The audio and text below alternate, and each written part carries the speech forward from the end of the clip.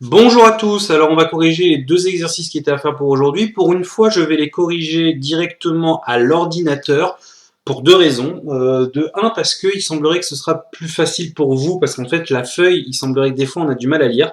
Et des fois je peux me permettre de le faire à l'ordinateur, des fois je ne peux pas. Tout simplement parce que des fois ça va demander des choses un peu trop compliquées, puis surtout pour tout ce qui est tracé, etc. Deuxièmement, parce que moi aussi ça m'arrange, puisque mettre l'appareil photo, filmer, etc., c'est long, alors que là il y a deux exercices qui sont quand même très rapides, donc autant les faire à l'ordinateur. Vous me direz dans les commentaires, vous m'enverrez un petit mail pour me dire si vous préférez comme ça ou pas. Alors notre ami Thierry va acheter de la farine dont le prix payé est proportionnel à la masse achetée, c'est-à-dire que j'achète 4 fois plus de farine, je paye 4 fois plus cher. Il sait que 3 kg de farine coûte 6,51 €. On vous a pré-créé le tableau. 3 kg de farine coûte 6,51 €. En utilisant la calculatrice, oui, pour une fois j'autorise, c'est un grand jour. Et en utilisant la règle de 3 vues en cours, répondre aux questions suivantes. Complétez le tableau ci-dessous. Vous avez donc votre tableau qui est là, et vous avez tout qui est rempli, mais il manque une case. Rappel de ce que nous avons vu en cours, pour trouver ici la case manquante, nous devons faire la case qui est juste au-dessus, fois ça, divisé par ça, donne ça. Voilà ma règle de 3. Donc je l'écris à côté. Je vais écrire la petite 1. Donc dans l'ordre, on fait 11 fois 6,51 divisé par 3. Je vous rappelle que la barre de fraction, c'est comme divisé par 3. On a besoin de la calculatrice pour faire ça. Hop, je la reset, voilà. Donc 11 fois 6,51 divisé par 3. Ça fait 23,87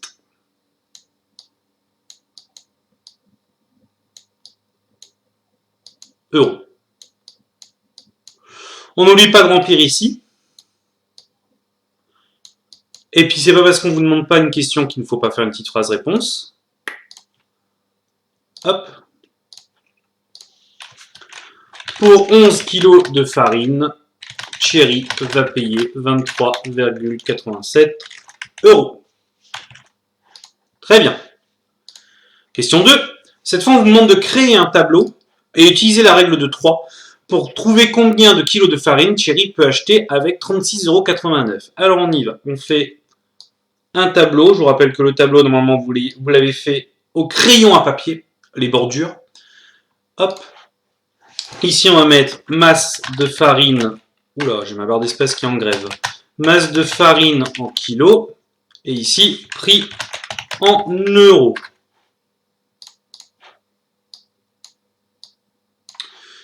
Alors, on reprend toujours, et ça je vous conseille, toujours les informations qu'on est sûr. On est sûr que 3 kg, c'est 6,51 €.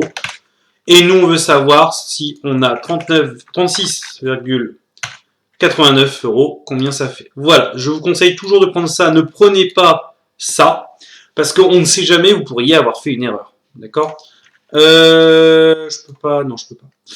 Ok. Donc, produit en croix. Produit en croix, on part de là, la case en dessous de celle qu'on cherche. Hop. Donc dans l'ordre, ça nous fait 36,89 fois 3 divisé par, par 6,51. Calculatrice. Tac. 36,89 fois 3 divisé par 6,51. Ça fait 17 kilos. Et on n'oublie pas la petite phrase réponse. Hop.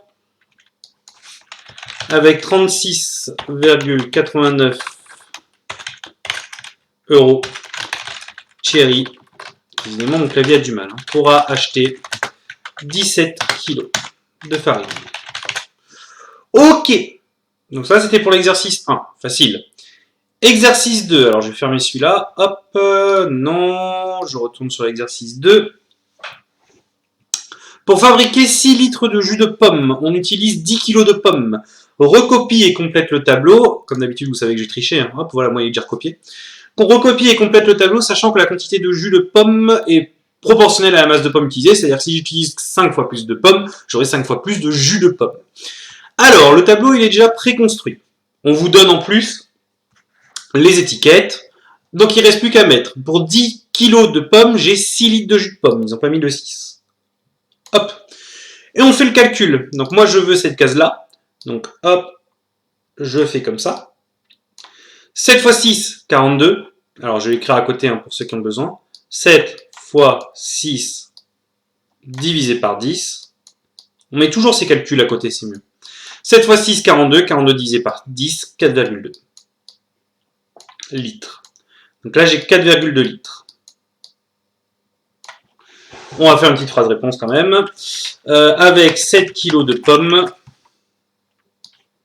Oula, c'est ça que je voulais faire. Avec 7 kg de pommes, virgule, on obtient 4,2 litres de jus de pomme. Et enfin le dernier ici. Alors, on arrive à un moment un peu bizarre. Vous pourriez très bien faire ça. Mais cette réponse-là, c'est vous qui l'avez utilisée. D'accord? C'est vous qui l'avez faite. Donc, moi, je pense qu'il vaut mieux, et je vous le dis, hein, clairement, il vaut mieux faire un gros truc comme ça. Pourquoi? Parce que là, si jamais vous avez eu faux, vous auriez beau faire le bon calcul là, vous allez avoir faux là. Donc, même si c'est pas beau, on est là. Imaginez cette truc-là, elle n'existe plus. Donc, c'est ça fois 10 divisé par ça donne ça. On fait comme ça, d'accord? Donc, ça fait 1 fois 10, donc ça fait 10. Divisé par 6. Ah, 10 divisé par 6, j'ai pas le droit à la calculatrice. Alors, 10 divisé par 6. Dans 10, il y a une fois 6. On enlève 6, il reste 4. Je rajoute un 0, donc j'ai mis la virgule.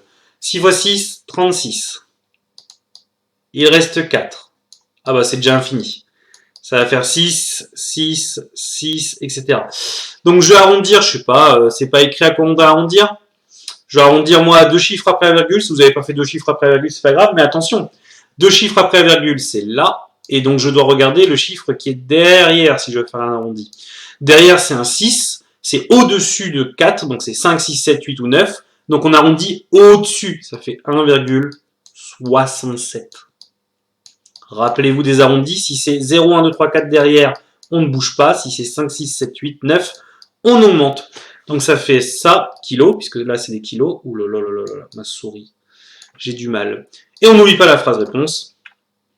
Hop, avec pour obtenir 1 litre de jus de pomme, on a besoin d'environ 1,67 kg de pommes. Voilà. J'espère que c'est bon pour tout le monde. Je vais vous mettre le lion compassé. Je crois que c'est... oui, ça doit être le lion compassé à faire pour la rentrée. Et puis, je vous rappelle que la deuxième semaine des vacances, il y a une possibilité de soutien maximum 6 heures par élève, pas que en maths, hein, dans toutes les matières. N'hésitez pas à répondre à mon mail pour vous inscrire. Et je vous dis bon repos, même malgré le confinement. N'hésitez pas à m'envoyer des mails, je serai disponible quand même pendant les vacances, je regarderai mes mails. Et prenez bien soin de vous. Au revoir.